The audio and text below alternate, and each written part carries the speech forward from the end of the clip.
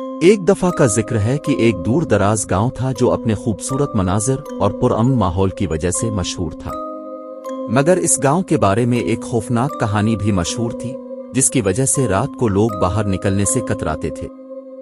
گاؤں کے کنارے پر ایک پرانا بوسیدہ مکان تھا جسے عزدہ مکان کہا جاتا تھا۔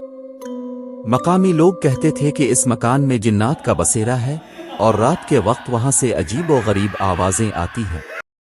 کئی لوگوں نے دعویٰ کیا تھا کہ انہوں نے وہاں جنات کو دیکھا ہے، مگر کوئی بھی یقین سے کچھ نہیں کہہ سکتا تھا۔ ایک دن شہر سے ایک نوجوان لڑکا عمران اپنے دوستوں کے ساتھ اس گاؤں میں آئے۔ عمران کو خوفناک کہانیاں سننے کا شوق تھا اور اس نے اپنے دوستوں کے ساتھ مل کر فیصلہ کیا کہ وہ اس آصف زدہ مکان کی حقیقت جاننے کی کوشش کرے گا۔ رات کے وقت عمران اور اس کے دوستوں نے اپنے آپ کو تیار کیا اور آصف زدہ مکان کی طرف روانہ ہوئے۔ جب وہ مکان کے قریب پہنچے تو انہیں ایک عجیب سی سرد ہوا کا جھونکا محسوس ہوا۔ مکان کے دروازے پر پہنچتے ہی عمران نے دروازہ دھکیلا اور وہ کھل گیا۔ اندر داخل ہوتے ہی ایک گھپ اندھیرا ان کے سامنے تھا۔ جیسے ہی وہ اندر گئے انہیں مکان کی پرانی دیواروں پر عجیب و غریب نقوش اور نشانات نظر آئے۔ ایک دوست نے ایک بڑا سا مشعل جلا لیا تاکہ راستہ صاف نظر آئے۔ وہ آہستہ آہستہ آگے بڑھتے گئے اور مکان کی گہرائیوں میں جاتے رہے۔ اچانک عمران کو ایک سایہ نظر آیا جو تیزی سے ایک کمرے میں غائب ہو گیا۔ اس نے اپنے دوستوں کو بتایا اور وہ سب اس کمرے کی طرف دوڑے۔ کمرے میں داخل ہوتے ہی انہیں ایک پرانا صندوق نظر آیا۔ عمران نے صندوق کا ڈھکن اٹھایا اور اندر ایک پرانا کتابچہ ملا۔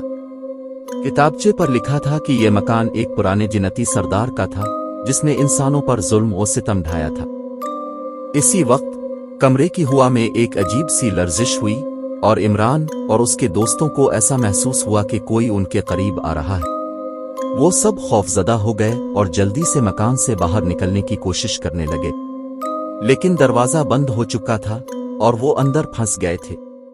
پھر اچانک ایک گہرے اور خوفناک آواز میں ایک جن کی آواز سنائی دی، تم لوگ یہاں کیوں آئے ہو؟